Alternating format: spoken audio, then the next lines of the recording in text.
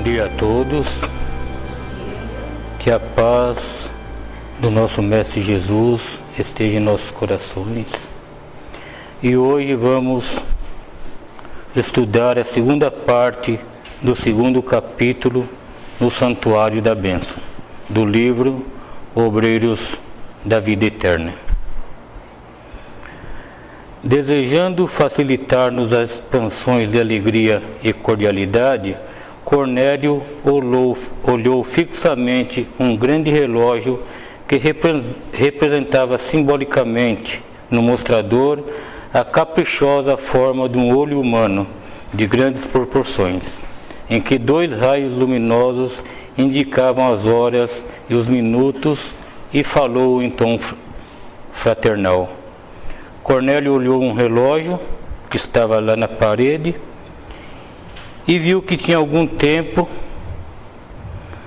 para informações, para estar conversando, para estar se orientando, e falou para o pessoal lá: teremos hoje, conforme notificação recebida há vários dias, a visita do mensageiro de alta expressão hierárquica. Contudo, antes desse acontecimento excepcional, dispomos ainda de algum tempo.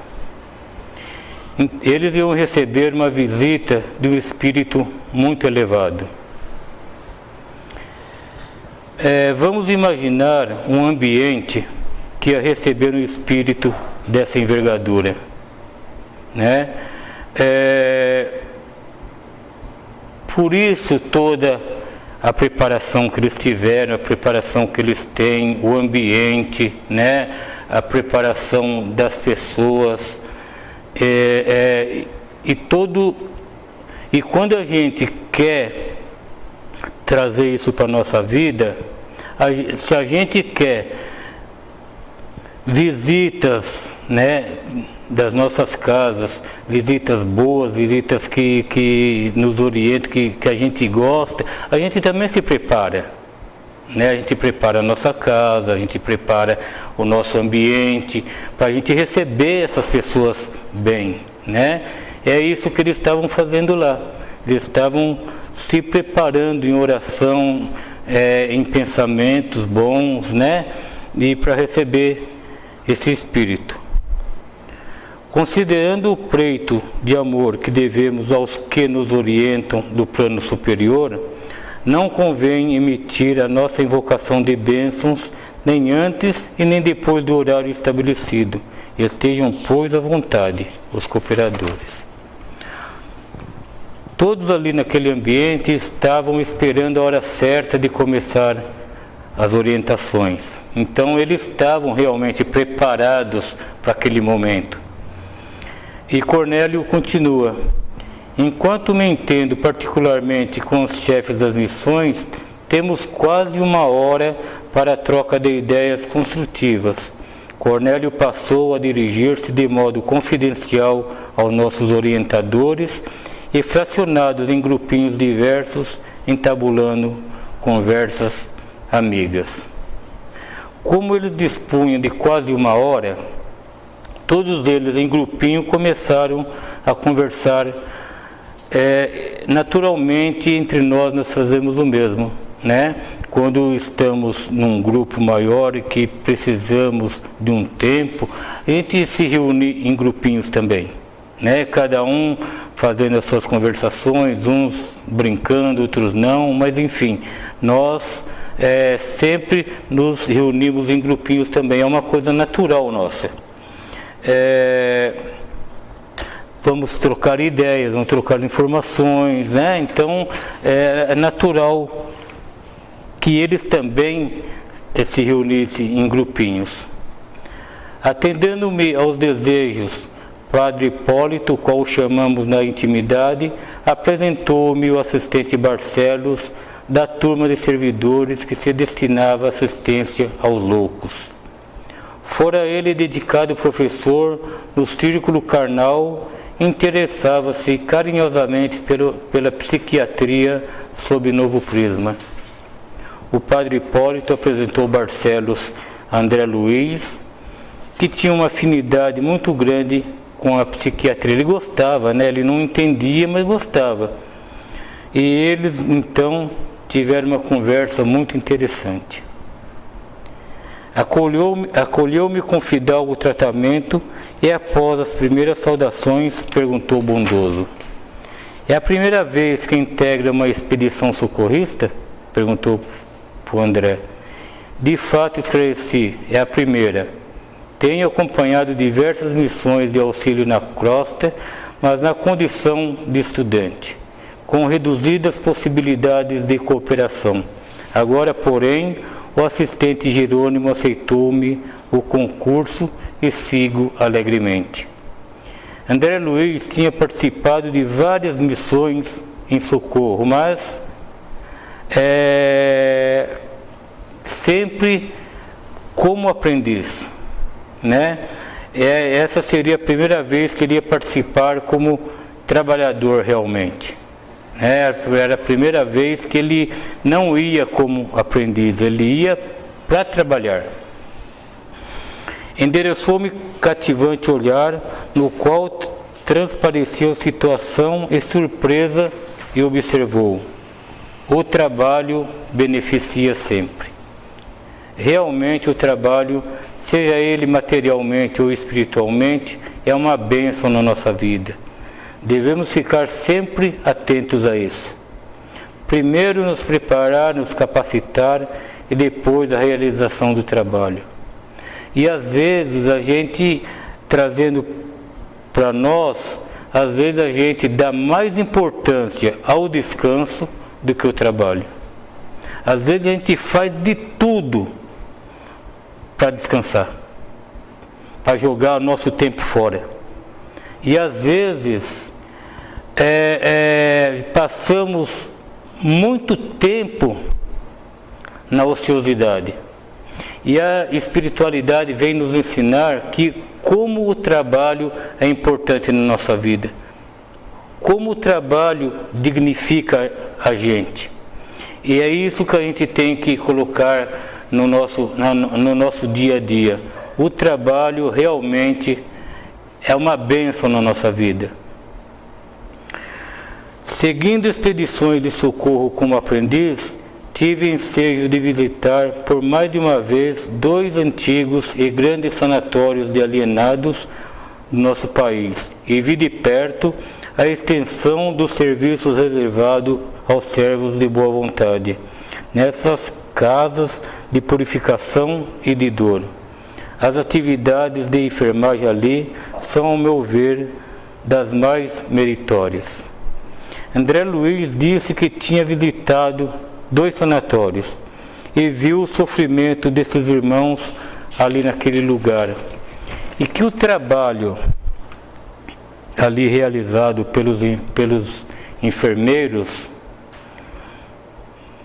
é um trabalho formidável, porque é um aprendizado enorme, é um aprendizado que não é para qualquer um, não é qualquer um que chega num trabalho desse e fica, porque é muita diversidade, é muito sofrimento, é muita coisa que tem que extirpar da nossa vida e dedicar totalmente àquele trabalho.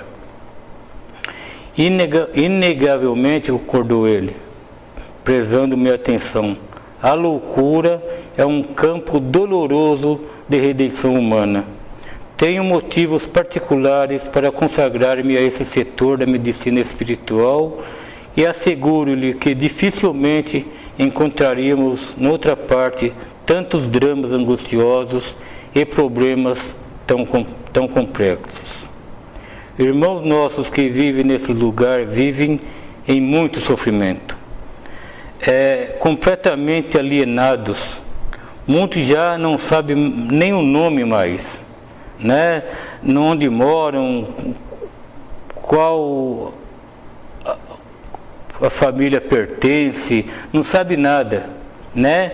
E completamente alienados e fica ali jogados, né? A gente não dá a mínima importância. Para mim, essa lição foi de tal maneira impactante, porque a gente sempre ouviu falar nesses casos, mas nunca dei importância a esses irmãos. Como vivem, como procedem, vivem debaixo de remédio, dá o problema, o pessoal já está com remédio, já fica ali no cantinho, ninguém dá mais atenção. É uma coisa muito triste, né? E tem colhido muitos frutos novos decorrente do seu esforço? André perguntou. Sim, venho arquivando confortadoras ações nesse sentido, concluindo que, com exceção de raríssimos casos, todas as anomalias de ordem mental se derivam dos desequilíbrios da alma. Estamos longe de contar com um número suficiente de servidores treinados para socorrer eficazmente os encarcerados na cadeia das obsessões terríveis e amargurosas. Barcelos diz que na maioria dos casos de loucura se originam na alma, e realmente se originam da alma. Por isso que não temos trabalhadores capacitados para atender esses irmãos, porque não chegam essas informações até eles. Eles não têm essas informações. Nossos irmãos estão sofrendo obsessões terríveis, e os nossos irmãos que trabalham nessas casas não têm a orientação necessária nesse campo. Então eles tratam essa doença como uma doença normal, como uma doença qualquer, e não é assim.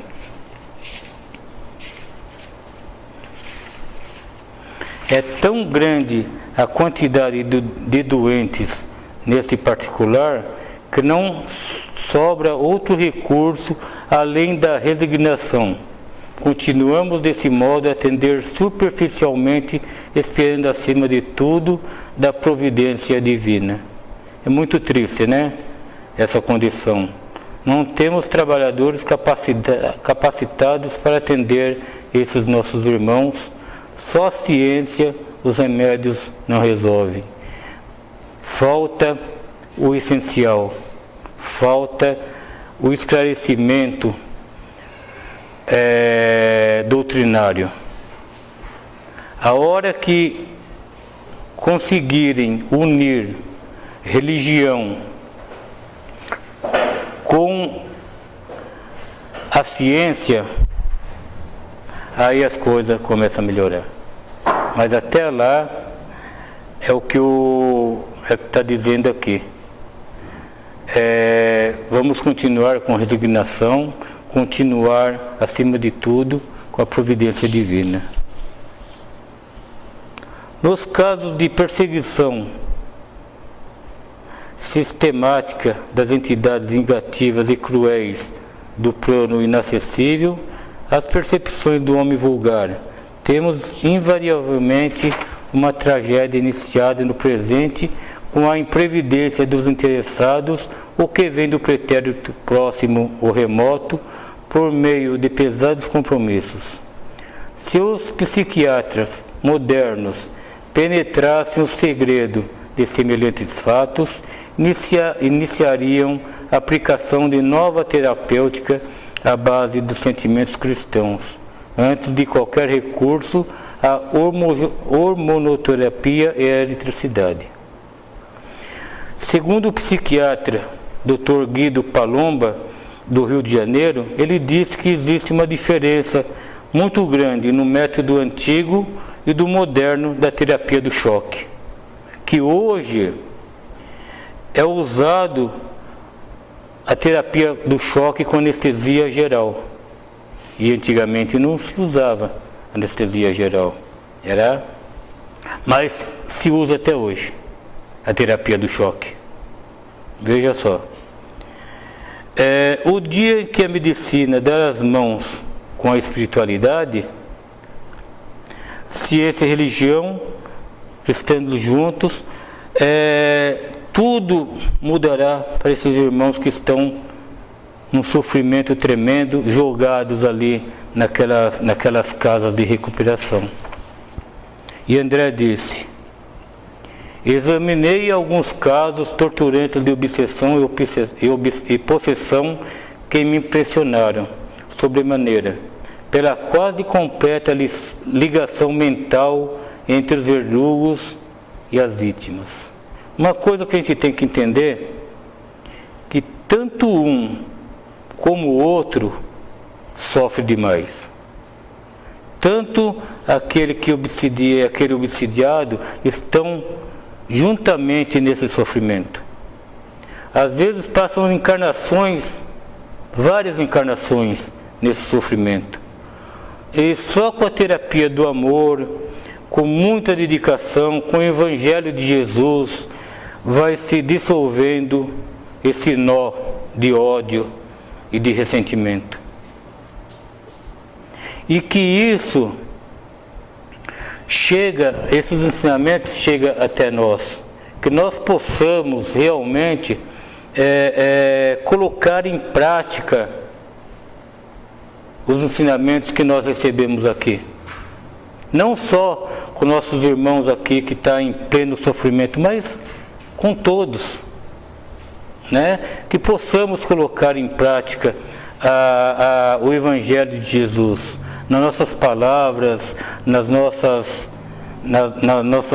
nossos pensamentos, que todos que sofrem, que todos que têm problemas, seja qual for, que nós possamos ter compaixão, que possamos ter uma palavra amiga quando necessário.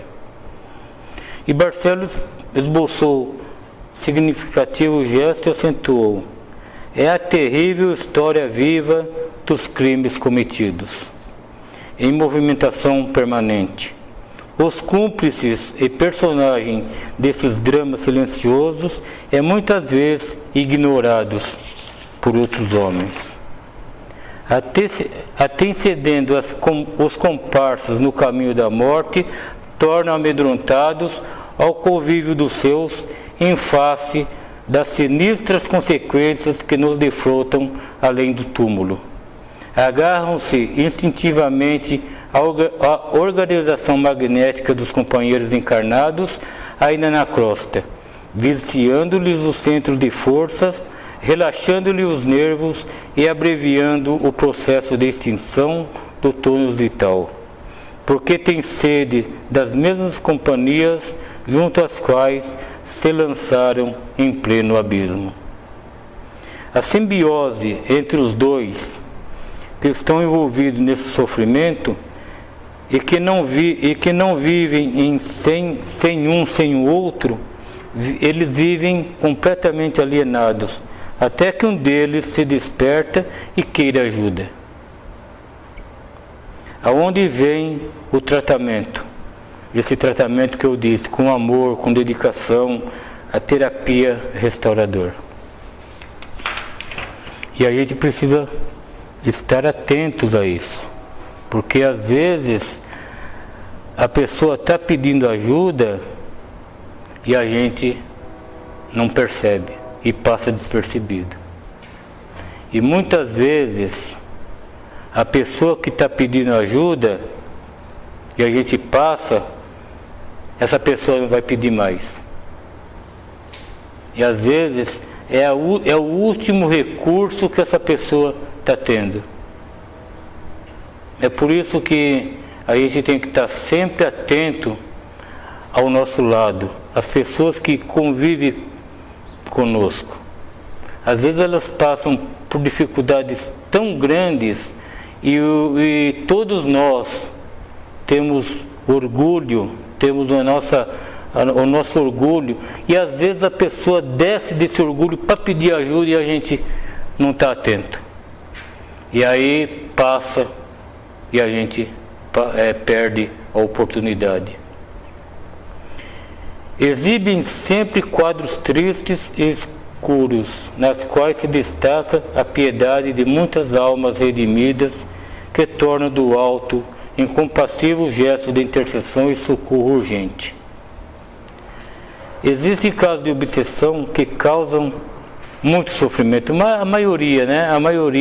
Não existe casos bons, sempre traz muito sofrimento para a pessoa e os familiares dessas pessoas. Às vezes a família sofre mais do que o obsidiado, porque às vezes o obsidiado ele está sofrendo, mas muitas das vezes ele está inconsciente, ele não sabe do que está se passando com ele, mas a família sofre. A família quer ajudar e não consegue ajudá-lo, né? E como começa? Sempre começa com leves perturbações e as coisas vão evoluindo, a família não sabe o que faz, até que chegar a loucura total. E a família? Como fica? Às vezes chega ao suicídio, né? Então é preocupante, é muito preocupante. Entretanto, observo na atualidade, especialmente outro campo alusivo ao assunto. Antes de minha volta ao plano espiritual, faminto de novas informações referentes ao psiquismo da personalidade humana, examinei atento a doutrina de Freud. Impressionado com as variações psicológicas dos caracteres juvenis, sob minha observação direta e apaixonado pela solução dos profundos enigmas que envolvem a criatura terrestre, encontrei na psicanálise um mundo novo. Freud foi fundador da psicanálise. Afirma que a loucura faz parte de cada um de nós e está, de certa maneira, no inconsciente. E os loucos são aqueles que não resistiram a uma luta que é uma constante, e todos nós na relação com o que é inconsciente. Então veja, segundo ele, todos nós carregamos em nós essa doença, todos nós. Só que alguns suportam o sofrimento e alguns não. E esses que não suportam, eles extravasam, eles perdem completamente a razão e vivem totalmente alienados. E aquelas pessoas que suportam, passam pelo problema e às vezes com uma tristeza, às vezes com embaraços, mas suportam. E tem pessoas que realmente não suportam o sofrimento. Todavia, por mais que eu estudasse a prodigiosa coleção dos efeitos, jamais alcancei a tranquilidade completa na investigação das causas, no círculo dos fenômenos em exame. Discípulo espontâneo e distante do eminente professor Freiberg, somente aqui pude reconhecer os elos que lhe faltam ao sistema de positivação das origens de psicoses e desequilíbrios diversos. Os complexos de inferioridade, o recalque, a libido, as imersões do subconsciente. Não constituem fatores adquiridos no curto espaço de uma existência terrestre, e sim características das personalidades regressas de experiências passadas. Realmente, esse sofrimento, essa experiência, essas angústias vêm de longa data. A cada encarnação, o sofrimento vai se tornando maior. Muitas vezes o espírito abusa da inteligência, transformando em laço escuro de exploração inferior. Aí vem o sofrimento, garantido o processo de cura espiritual. É gradativo, é muito lento. E quantas coisas fizemos no passado, né? Hoje estamos aqui, mas temos os nossos resgates, temos as nossas dívidas. Mas hoje nós temos esse clarão na nossa vida, nós temos esses ensinamentos. Hoje nós temos um cajado para nos apoiar. E as pessoas aí fora que não têm, né? É isso que a gente tem que entender.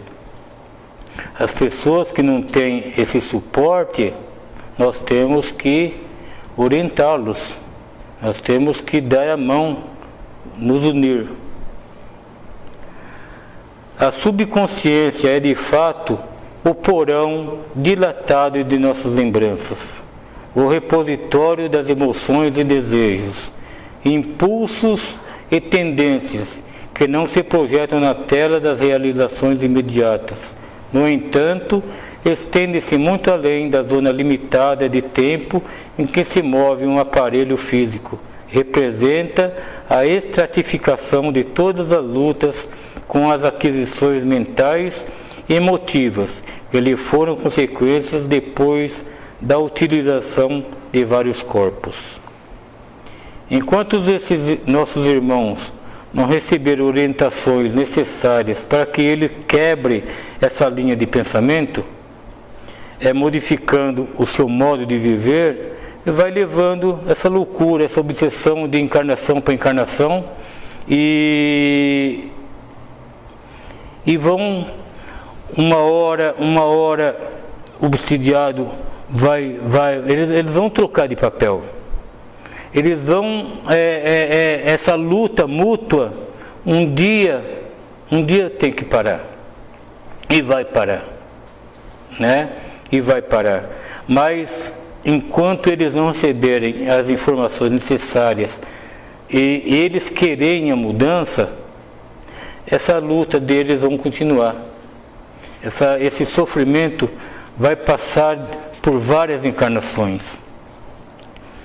Faltam, pois, as teorias de Freud e seus continuadores, a noção dos princípios reencarnacionistas e o conhecimento da verdadeira localização dos distúrbios nervosos, cujo início muito raramente se verifica no campo perispiritual pré-existente, portador de sérias perturbações congênitas, em virtude das deficiências de natureza moral cultivadas com desairado apego pelo reencarnante nas existências transcorridas.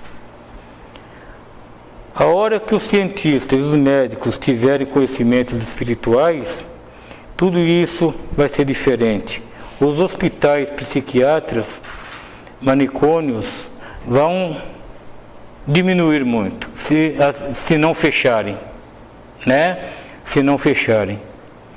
É uma coisa tão simples, uma coisa que poderia beneficiar tanta gente, e ainda não chegou ao conhecimento deles. Então falta muito o que fazer ainda.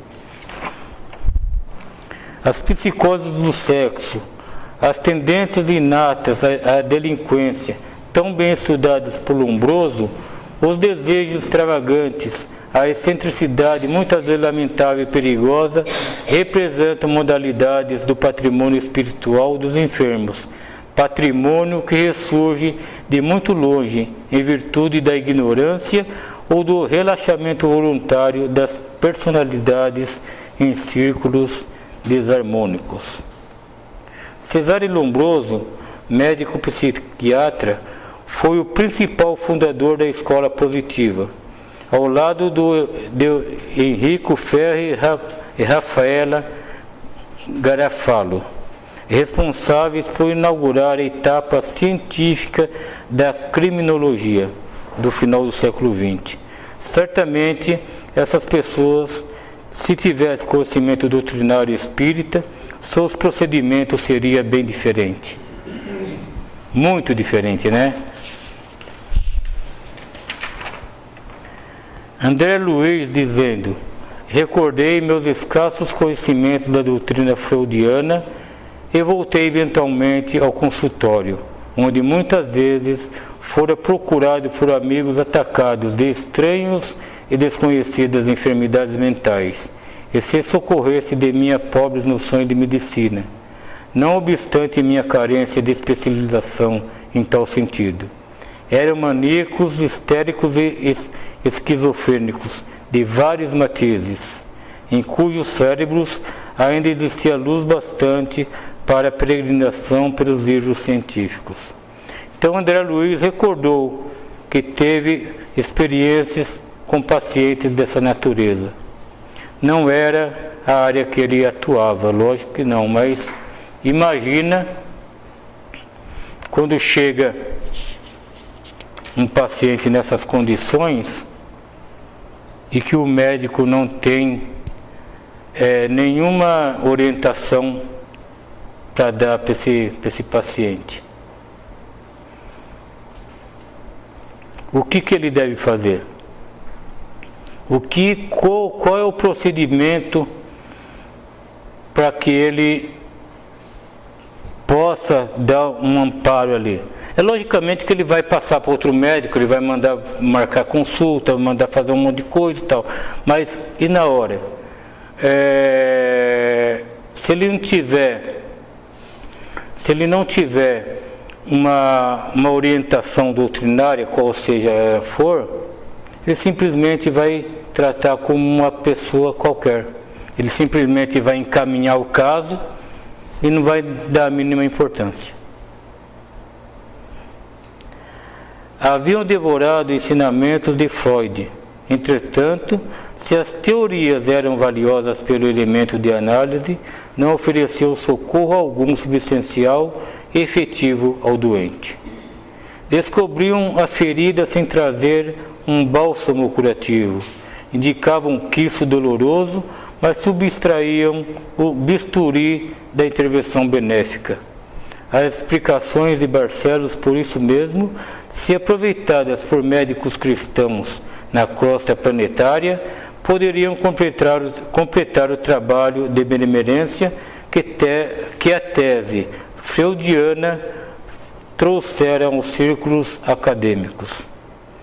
Falta justamente o conhecimento do espírito, né? O outro lado da vida, o procedimento, quando descortinado, tudo vai se transformar. E Barcelos continua: tenho minhas atribuições com os desequilibrados mentais. Todavia, meu esforço maior ultimamente desdobra-se na região inspiracional dos médicos humanitários, para que os candidatos e voluntários à perturbação sejam auxiliados a tempo. Então vejam o trabalho que a espiritualidade tem. Enquanto esses ensinamentos não vêm à tona, eles trabalham inspirando os médicos, para que eles possam mudar o procedimento perante os seus doentes, né? Então, o médico que consegue captar essa inspiração, ele consegue passar alguma coisa para os seus pacientes.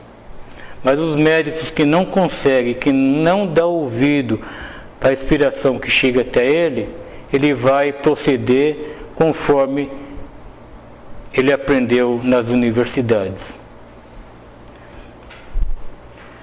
Depois de verificada a loucura propriamente dita, na maioria dos casos, terminou o processo da desarmonia psíquica.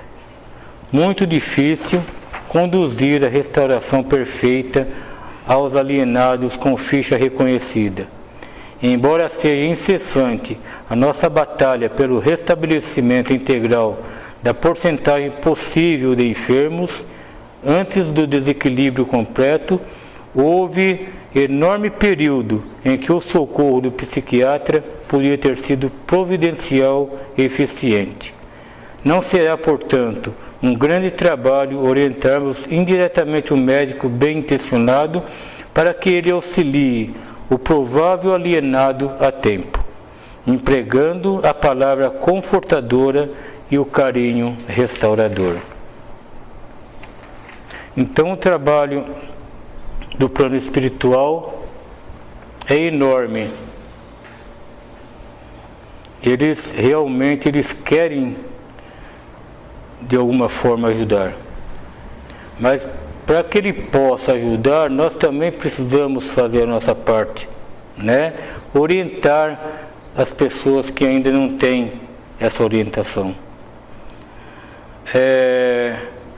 No intervalo que o paciente fica doente e o desequilíbrio total, existe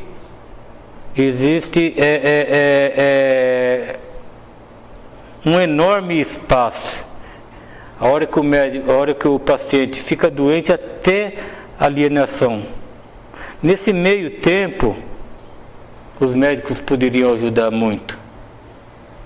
E nós, né, por outro lado, também. Como nós podemos ajudar? Fazendo visitas nesses lugares.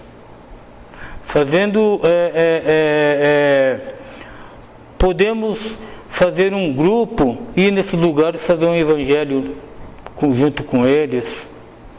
Podemos ir lá e conversar, podemos ir lá e conhecer um pouquinho da vida dessas pessoas.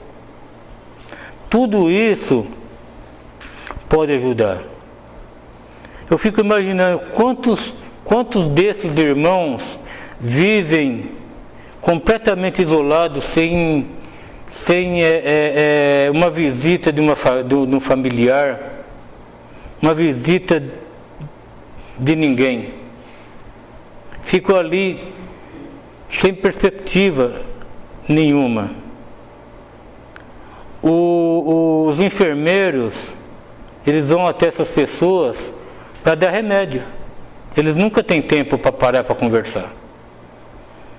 Eles não sabem de onde esses pacientes vieram, não sabem por que eles estão ali, sabem que estão ali, está doente, precisa de remédio, eles vão dar remédio. Então, nesse meio tempo, nós podemos ajudar.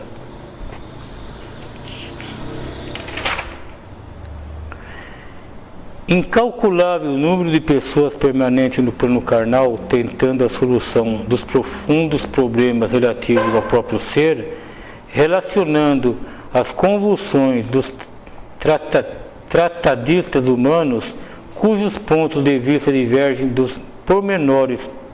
Temos, na esfera de aperfeiçoamento terrestre, 5 classes de psicoses: as de natureza paranoica, perversa, mitomaníaca, ciclotímica e hiperemotiva, englobando respectivamente a mania de perseguição e o delírio de grandeza e os desequilíbrios e fraquezas de ordem moral, a histeria e a mitomania, os ataques melancólicos e as fobias de crises de angústia. Então imagina o quanto sofrimento, né? E hoje, eu me deparei com toda essa problemática e eu fiquei até emocionado, porque é uma coisa que eu vou repetir. É uma coisa que nunca me passou pela cabeça. Eu sempre tive conhecimentos que existem pessoas nessas condições, mas nunca eu parei para avaliar esse sofrimento.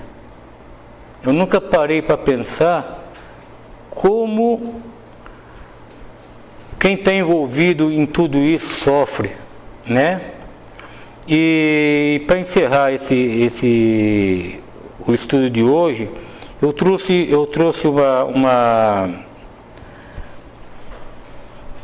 um texto pequenininho do próprio André Luiz, e ele diz assim: somos convocados hoje a trabalhar na desmontagem das armadilhas da loucura, do suicídio e no combate à praga da obsessão, desarticulando as brechas do tédio e do desânimo, da angústia e da descrença, pelas quais se insinua a força da sombra contra a luz e o desequilíbrio contra a harmonia que rege a existência.